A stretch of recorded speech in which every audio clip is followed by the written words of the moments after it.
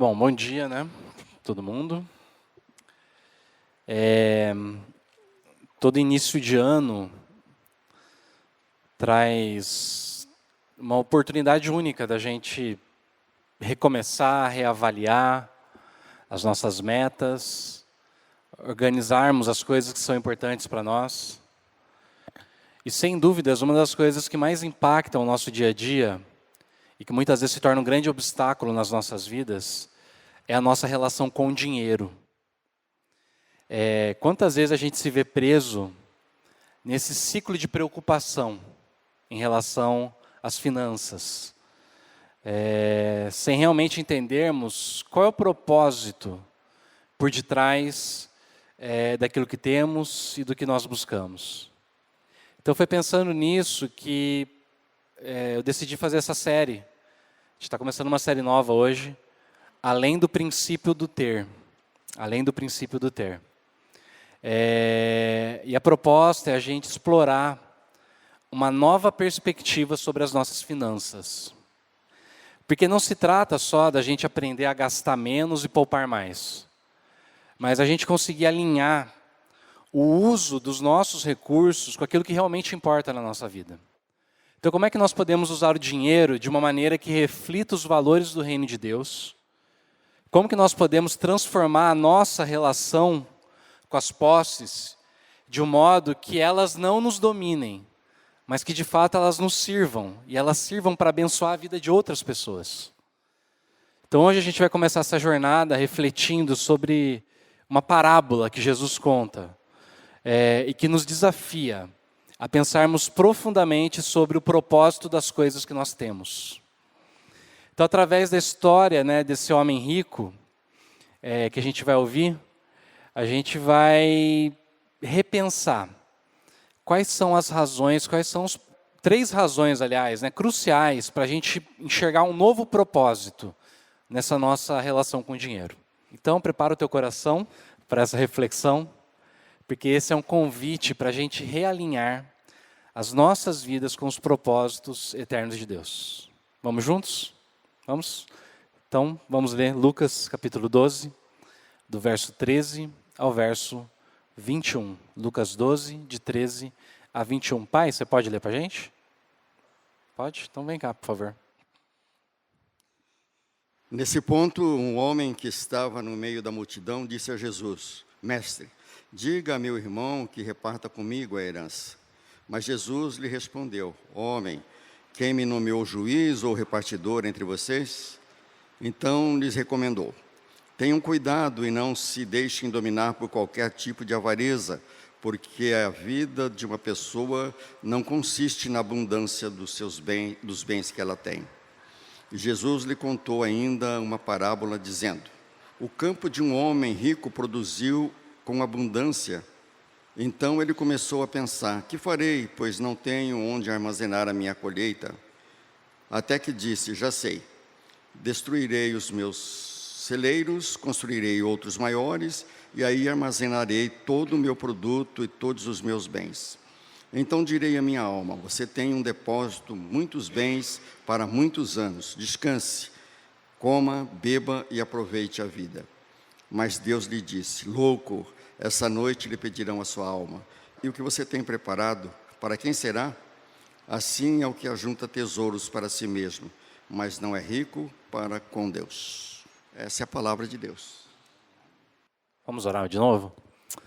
Pai, nós te louvamos porque tua palavra foi lida, ó Deus. Pedimos que o Senhor agora fale conosco, ó Pai, através do teu Santo Espírito. Ilumina a nossa mente, ilumina o nosso coração, ó Pai, e muda a nossa vida em nome de Jesus. Amém.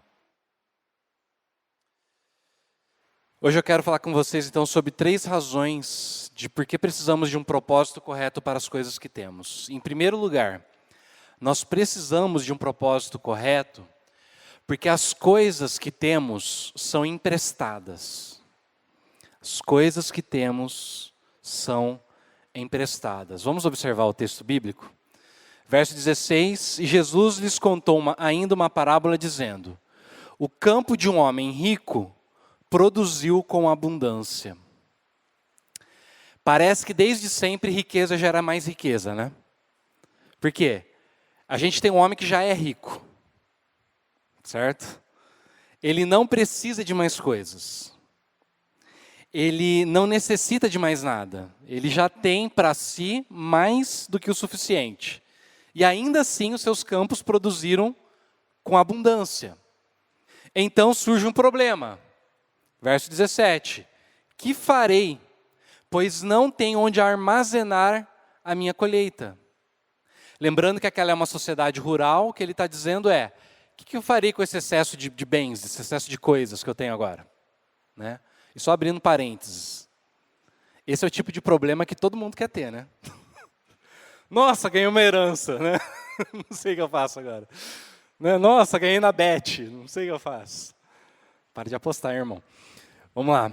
O homem rico, ele encontra uma solução, verso 18. Já sei, destruirei os meus celeiros, construirei outros maiores, aí armazenarei todo o meu produto e todos os meus bens. Qual que é o problema dessa solução dele?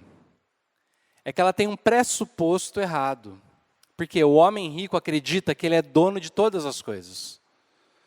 Você percebe o jeito que ele fala das coisas? Verso 17. A minha colheita.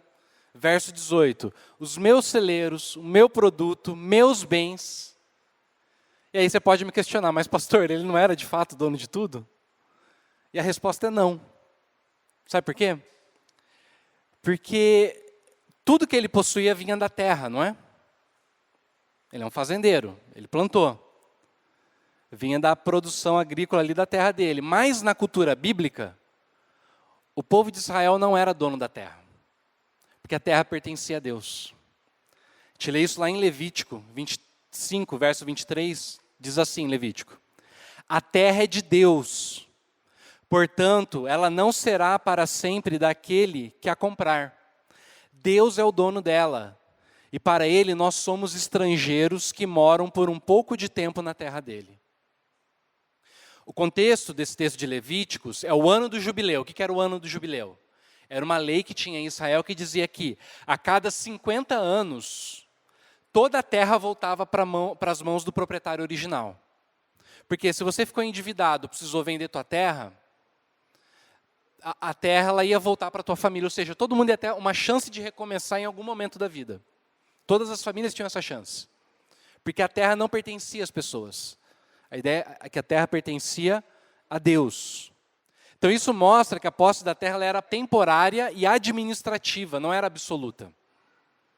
Você tinha por um tempo para você administrar, mas você não era o dono absoluto. Ou seja, a terra era emprestada por Deus. E aí a gente pode pensar, tá, mas isso só tem a ver com a terra, não é? Não. Por quê? A gente lê o texto no começo do culto. Quando o rei Davi ora, né, aquele texto que a gente leu de Crônicas, Davi está orando e está consagrando as ofertas que eles levantaram para poder construir o templo.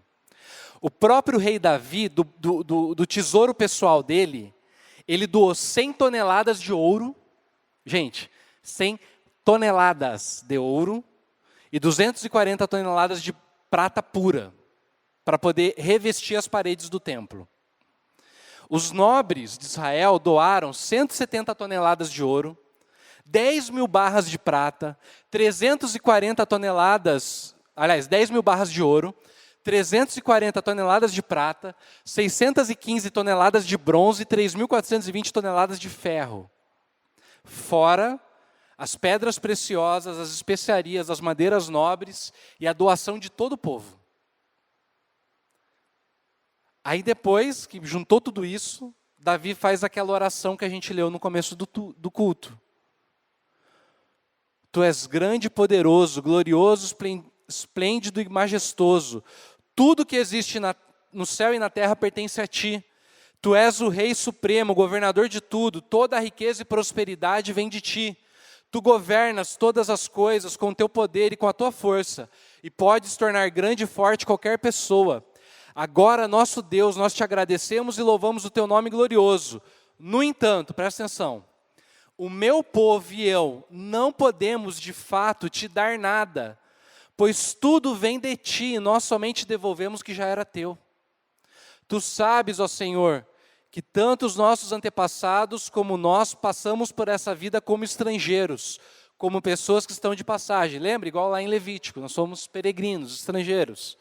Os nossos dias são como uma sombra que passa e não podemos escapar da morte. Ó Senhor nosso Deus, nós trouxemos toda essa riqueza a fim de construir um templo para honrar o teu santo nome. Presta atenção, mas tudo isso veio de ti e tudo é teu.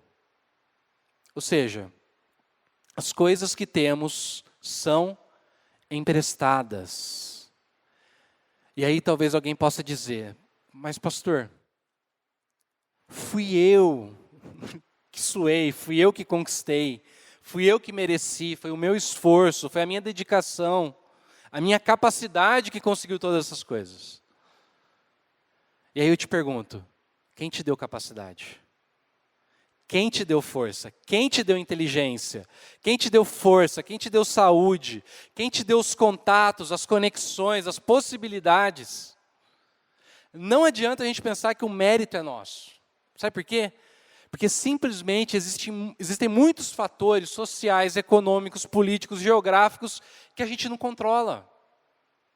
Você vai me dizer mesmo que uma criança que nasce em Bangladesh, que nasce no Haiti, que nasce numa favela em São Paulo, sobrevivendo do lixo, sobrevivendo de bolacha de barro com manteiga, igual as crianças do Haiti, sobrevivendo de resto de carcaça que o açougue joga fora, tem as mesmas chances que uma criança que nasce em Higienópolis, em São Paulo, que nasce lá no West Side de Manhattan? Ninguém fez nada para merecer isso. Elas só nasceram, mas a chance é muito desigual. Então, alguém vai falar assim, né? Ah, mas tem um fulano que veio lá da favela, tem um outro que veio lá do interior da Paraíba, né? E conseguiu, lutou, conquistou. Mas é um em 1 milhão que faz isso? 2 milhões? Desculpa, gente, a exceção só comprova a regra. Que, na verdade, não tem mérito verdadeiro em muitas das nossas conquistas. Porque elas são dadas, elas são presentes, são empréstimos que a gente recebe de graça. Nada é verdadeiramente nosso, tudo que temos, saúde, recursos, tempo, talentos, é um empréstimo do eterno. E quando a gente entende que tudo é emprestado, a nossa relação com as posses muda. Porque em vez de acumularmos, somos chamados a administrarmos com sabedoria. É igual uma pessoa que pega um livro emprestado na biblioteca. Ela não pode fazer o que ela quiser com o livro, pode? Pode rasgar, pode grifar? Não pode, por quê? Porque com o empréstimo vem a responsabilidade de uso, não é? É assim que Deus espera que a gente trate as coisas que são nossas. Com responsabilidade de uso, porque nada é nosso, nossa vida é passageira. Essa é a primeira razão, porque a gente precisa de um novo propósito para as coisas que a gente tem. Mas tem uma segunda razão, que é o seguinte: as coisas que temos são temporárias. Após fazer os seus planos para resolver o seu problema imediato, onde que eu vou estocar nessa grande quantidade de bens que eu consegui? O homem rico começa a fazer planos futuros, não é isso? Verso 19. Então direi à minha alma, você tem em depósito muitos bens para muitos anos, descanse, coma, beba e aproveite a vida. É como se ele dissesse, cheguei lá, zerei a vida, né? Agora é só aproveitar. Mas aí vem a notícia, verso 20, mas Deus lhe disse, louco, essa noite lhe pedirão a sua alma. E o que você tem preparado para quem será? Gente, eu não sabia disso, mas o texto bíblico faz um jogo de palavras muito interessantes. Eu descobri isso com, como é que fala? Um comentarista bíblico, né? Que fala o seguinte, no verso 16, quando fala que a terra do homem produziu com abundância, essa frase, né, produziu com abundância, no grego é uma palavra só, é euphoresen, produziu com abundância. Aí quando no verso 19 ele fala, aproveite a vida, é uma palavra só também, que é eufrainon. Essas mesmas palavras têm a mesma raiz. E são palavras raras, o cara escolheu de propósito as palavras. A raiz é frem, que está ligada com a ideia de mente, de compreensão, de fonte da vida. Essa raiz é a mesma raiz da palavra que a gente tem no português, que é euforia, diafragma. Por que diafragma? Porque na cosmovisão grega, o diafragma era a sede da atividade intelectual e espiritual. Por quê? Porque ele controla o fôlego de vida. Certo? Só que aí tem uma terceira palavra crucial, que é o seguinte, é uma palavra bem rara. Quando Deus chama o homem de louco, ele usa o termo afron. O prefixo a significa não, tipo amoral, né? E frem significa mente. Então afron quer dizer sem mente, sem compreensão. Ou seja, vou resumir. O homem rico achou que a sua abundância, euforesen, traria felicidade, eufrainon, mas no final ele se tornou sem compreensão, afron. O que o texto está querendo dizer para a gente? Não é que Deus é um ser perverso, um ser sádico, sabe?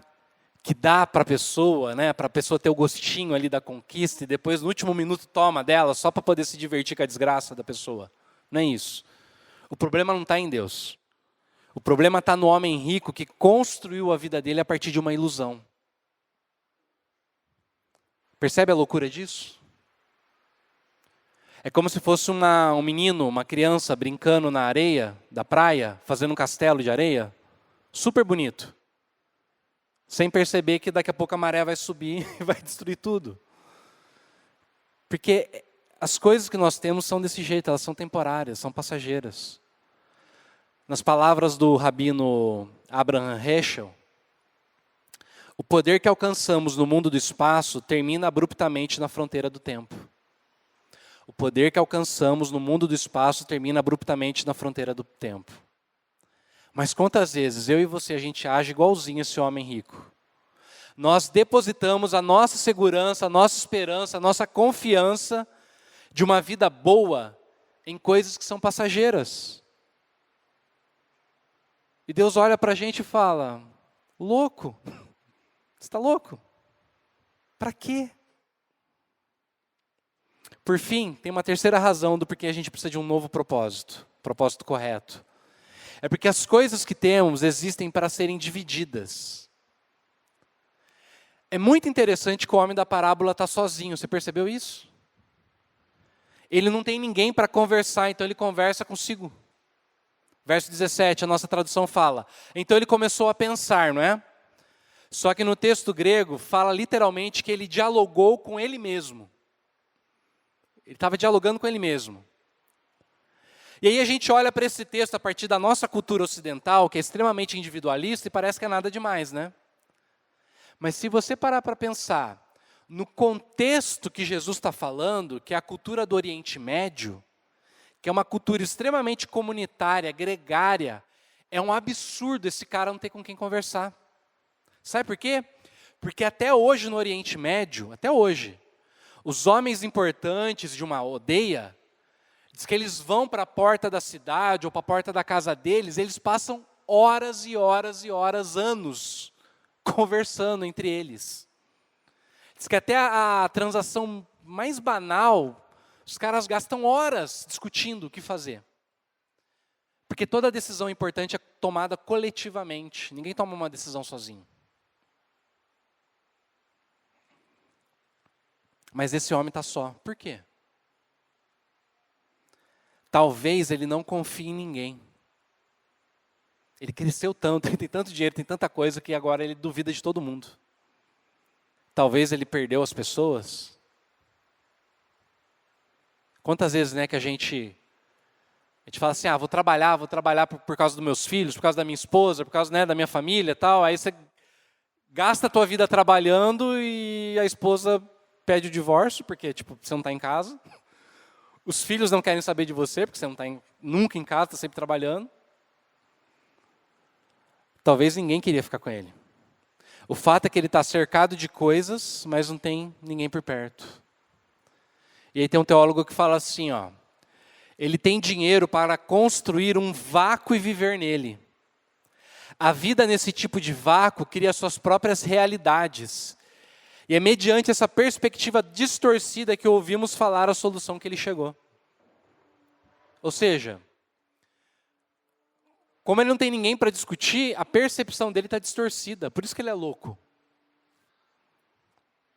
E aí ele pensa, então vou destruir meus depósitos antigos, construir maiores para poder estocar tudo. E aí assim, então ele quer celebrar a conquista dele. Verso 19. Então direi à minha alma, você tem em depósito muitos bens. Para muitos anos, descanse, coma, beba, aproveite a vida. Você percebe como que é triste isso? Por quê? Ele não tem ninguém para compartilhar a vitória dele. Pare e pense um minuto. O pai do filho pródigo, quando recupera o filho, ele tem uma comunidade para festejar com ele, para fazer um churrasco e celebrar. Nas mesmas parábolas, o pastor de ovelhas, quando recupera a ovelha, ele chama os amigos para poder celebrar a ovelha que ele recuperou. E a mulher que perde a moeda, também chama as amigas dela para poder celebrar. Esse cara não tem ninguém para celebrar. Por isso que guardar os bens apenas para si, faz parte da loucura que Deus acusa o homem. O que você tem preparado? Para quem será? Se Deus fizesse essa mesma pergunta para você hoje, o que você tem preparado? Para quem será? O que você responderia para Deus?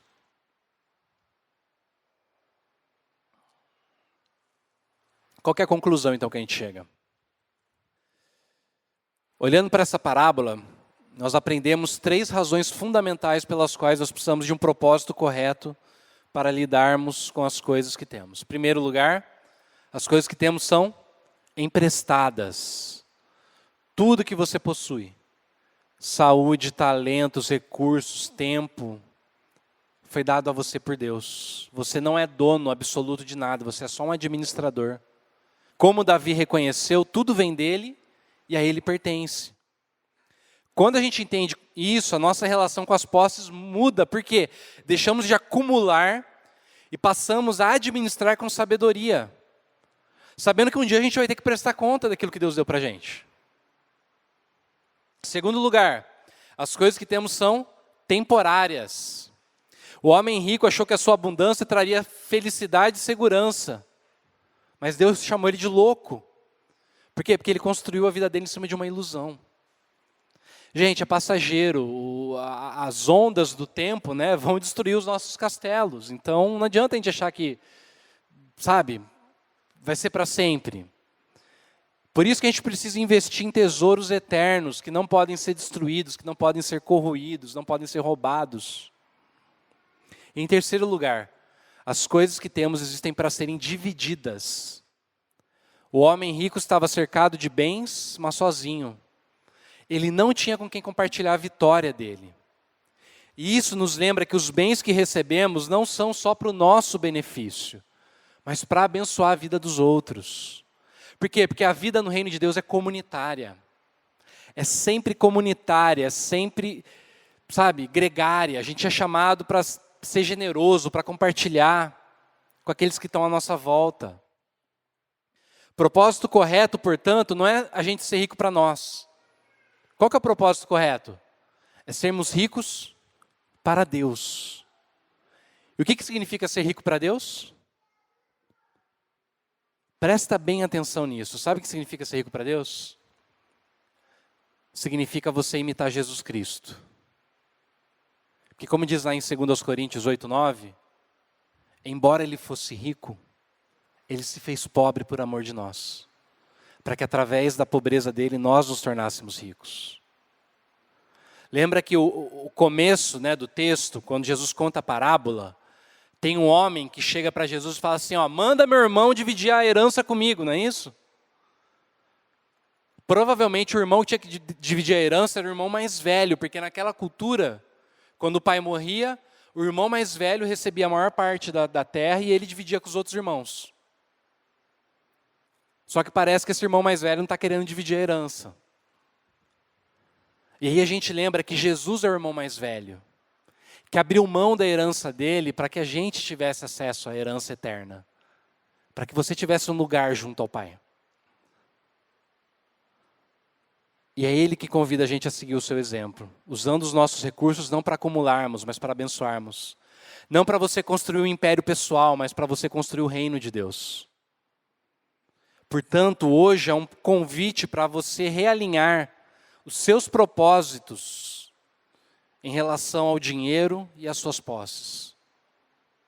Que você possa olhar para Jesus, que é o irmão mais velho, que nos deu tudo e decidiu viver de maneira generosa. Que você possa decidir viver de maneira generosa, administrando com sabedoria aquilo que te foi confiado. E que a tua vida não seja marcada pela avareza, mas pela gratidão. Amém? Não pela busca da riqueza passageira, mas pelo desejo de ser rico para Deus. E que o Espírito Santo nos ajude a vivermos essa verdade. Que a gente possa transformar a nossa relação com o dinheiro. Que a gente possa imitar aquele que, por amor, deu tudo em favor de nós. Amém? Amém. Senhor, que o Senhor nos dê essa paz, ó Deus, que não pode ser comprada. Essa paz que vem da segurança, ó Pai, de saber que não é o dinheiro, não são as posses, não são os bens materiais que nos protegem, que nos guardam, que têm o poder de nos salvar, ó Deus. Que a nossa esperança não está nessas coisas, ó Pai, mas que a nossa esperança está em Ti, ó Deus. Ajuda a gente a descansar nessa promessa, meu Pai, de que o Senhor cuida dos passarinhos, o Senhor cuida das flores, o Senhor cuida de nós, ó Pai, porque para Ti valemos muito mais, ó Deus, do que os pássaros, do que as plantas, ó Pai. Nada vai nos faltar, ó Deus. Ajuda a gente a descansar, meu Pai, para que toda ansiedade possa sair do nosso coração. E que assim a gente possa ter uma relação diferente com o dinheiro, ó Pai. Ajuda a gente a não esquecer, ó Deus, de que a nossa vida é passageira, de que o que temos é emprestado, ó Pai, o que temos é para ser compartilhado. Nos dá um coração generoso, ó Pai, para que pessoas possam ser abençoadas através das nossas vidas. É o que nós pedimos, ó Deus, não porque a gente merece nada, mas porque Jesus, que era rico, se fez pobre, ó Deus, para que nós pudéssemos ser enriquecidos, ó Deus, pela Tua graça, pelo Teu amor, pelo Teu cuidado e pela Tua generosidade. Obrigado por tudo, ó Pai, nós Te louvamos, em nome de Jesus. Amém. Eu preparei um exercício para você praticar essa semana. Chama Mãos Abertas. Pois na tua casa você vai ler esse texto de Lucas 12, 32, 34. Não é o texto que a gente leu na pregação, tá? Ele está mais para frente um pouquinho. Passar alguns minutos em oração. E aí você vai refletir. O que você mais teme perder? O que tem ocupado a sua mente e coração quando pensa em segurança e futuro? Você tem confiado no eterno ou no que possui? Vou passar um tempinho refletindo nisso. E aí você vai fazer um gesto com as mãos, tá bom? Como eu digo, a nossa fé é muito racional, né? A gente presbiteriano. A gente tem que aprender a usar o corpo. Então o gesto é bem simples. Você vai segurar bem firme, como se estivesse segurando alguma coisa. Você vai pensar nas coisas que você tem, sabe? Nos seus bens, suas posses, seu dinheiro, tua conta do banco. E aí depois de passar um tempo segurando, você vai abrir tua mão e vai soltar. Como fala aí, né? Esse gesto de abrir as mãos lentamente. Você vai entregar ao Senhor seus medos, sua preocupação financeira, seu desejo de controle. E vai acabar orando. Eterno, ensina-me a viver de maneira livre e generosa. Quero confiar mais em Ti do que no que possuo. Ajuda-me a ser rico para contigo. Amém. Que Deus te abençoe.